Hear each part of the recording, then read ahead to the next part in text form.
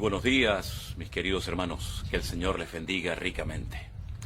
Nos vamos al libro de Primera de Crónicas, concretamente al capítulo 29, del versículo 11 en adelante. La palabra del Señor hoy nos habla y nos dice lo siguiente. Tuya, oh Dios, es la magnificencia y el poder, la gloria, la victoria y el honor.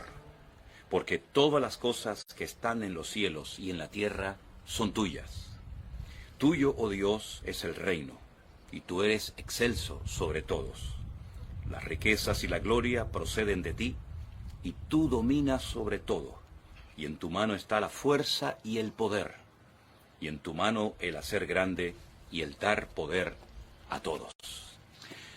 ¿Cómo le hubiera gustado al rey David poder construir el templo de Jerusalén? Ese era el sueño de su vida. Lo tenía todo preparado. El oro, la plata, el bronce, la madera, las piedras preciosas, los instrumentos, las canciones, todo lo tenía listo. Y en su corazón tenía el deseo de poderle construir un hermoso templo a su Dios en el monte Moriah, en Jerusalén.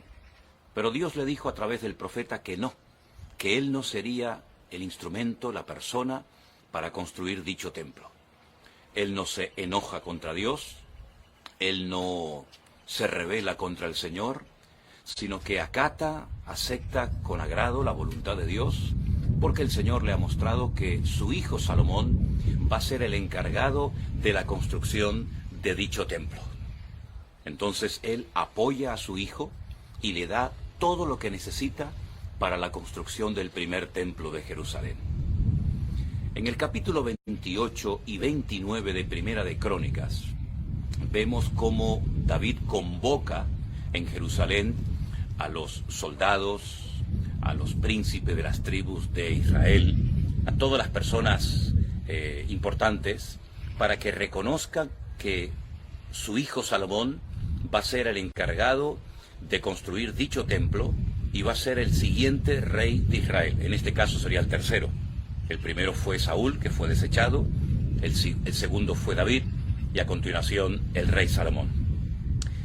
Durante años estuvieron construyendo aquel hermoso templo, hasta que finalmente fue inaugurado.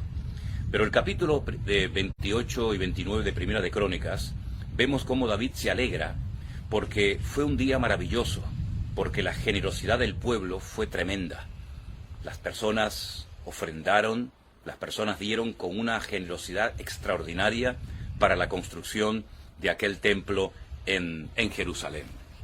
El mismo David no solamente dio lo que había arrebatado como botín a las naciones extranjeras a las cuales él había derrotado, sino que además de su tesoro personal, él también dio grandes riquezas para la construcción de ese templo en Jerusalén. Hermanos queridos, en ese capítulo, sobre todo el 29, es donde David reconoce el poder y el control de su Dios. Él sabe ya que no va a ser el instrumento, la persona escogida por Dios para la construcción de dicho templo, pero él le da la gloria y le da la honra al Señor, porque él sabe que Dios tiene todo bajo control, y que sea él o sea su hijo, la casa de Dios, el templo de Jerusalén, va a ser construido. Él se goza en lo que Dios va a hacer, no a través de él, pero sí a través de su hijo. Y esto es algo que muchas veces lamentablemente falta en el pueblo de Dios.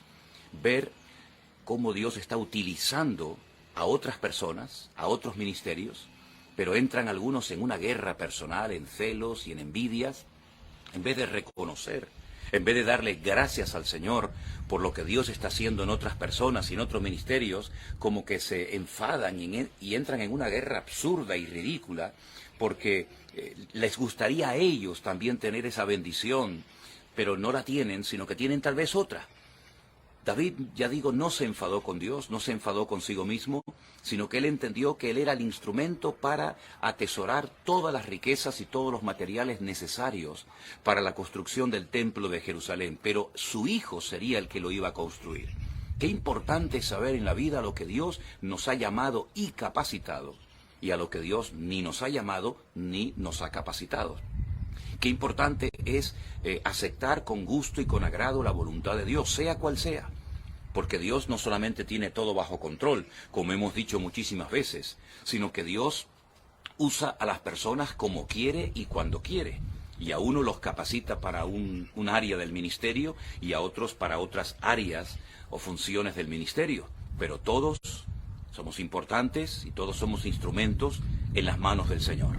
David le da la honra y la gloria al Señor, porque a pesar de que él era un hombre con unas riquezas extraordinarias, él entiende que todo eso lo ha conseguido y todas esas victorias las ha alcanzado no por sus méritos, no por su inteligencia y sabiduría, sino porque Dios lo ha respaldado y Dios lo ha bendecido en todo momento. Qué importante siempre atribuirle la honra y la gloria al Señor y no pensar que hemos sido nosotros con nuestro esfuerzo, con nuestra experiencia, con nuestra sabiduría y nuestros recursos, los que hemos obtenido ciertos o determinados éxitos, digamos, ministeriales, sino siempre mantener los pies en la tierra, dándole toda la gloria, toda la honra y todo el reconocimiento a nuestro Dios y no dejando que nunca esos éxitos se conviertan, digamos, en éxitos personales, sino en éxitos y tributos que glorifican y honran y levantan en alto el nombre de nuestro buen Dios.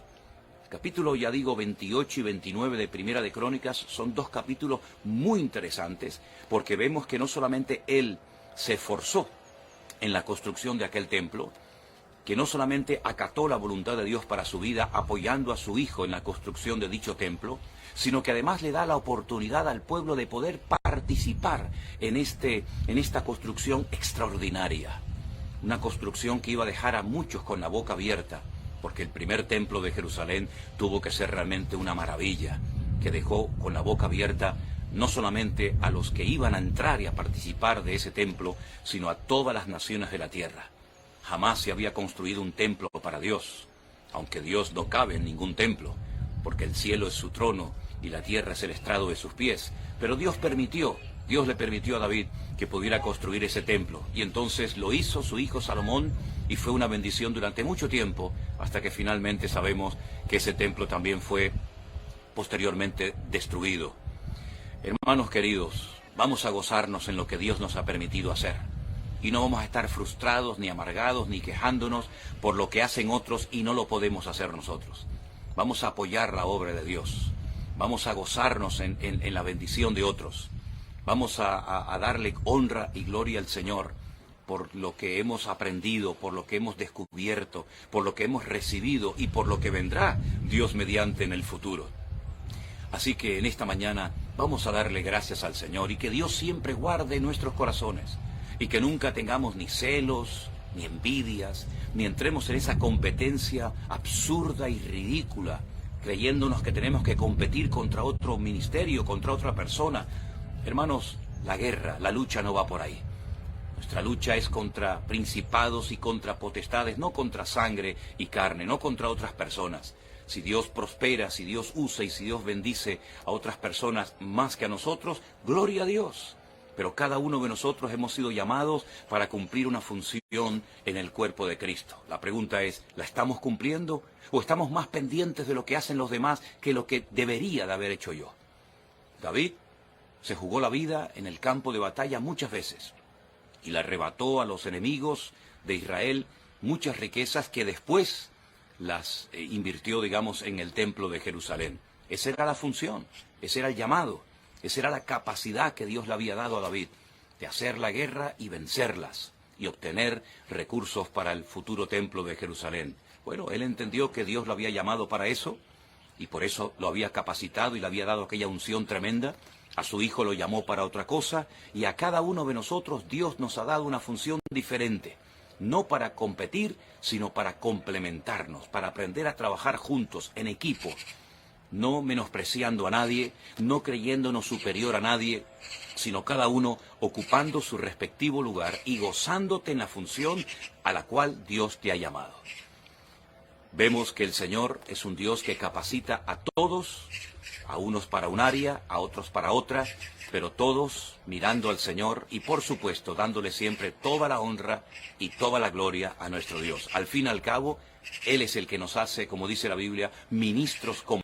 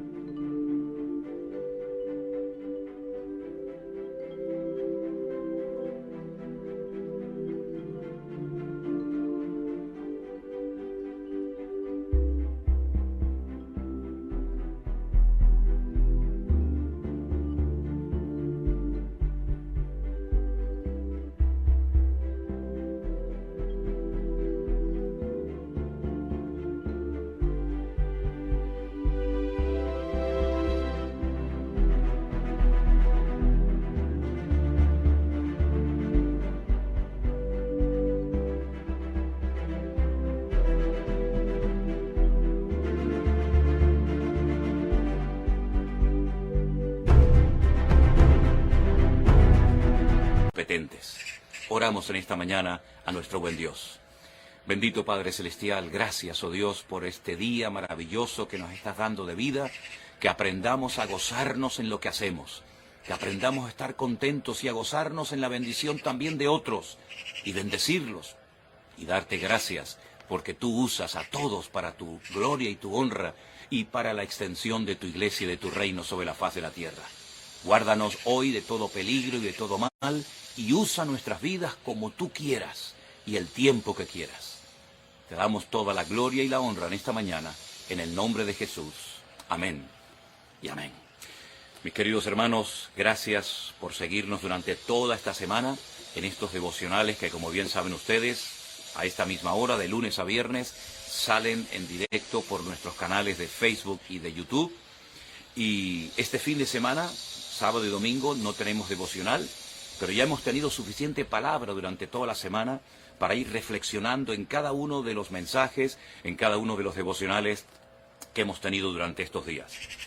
Les deseo un fin de semana bendecido, que el Señor nos bendiga y nos hable, y que sigamos firmes y constantes siempre en la obra del Señor. Que el Señor les bendiga, mis queridos hermanos.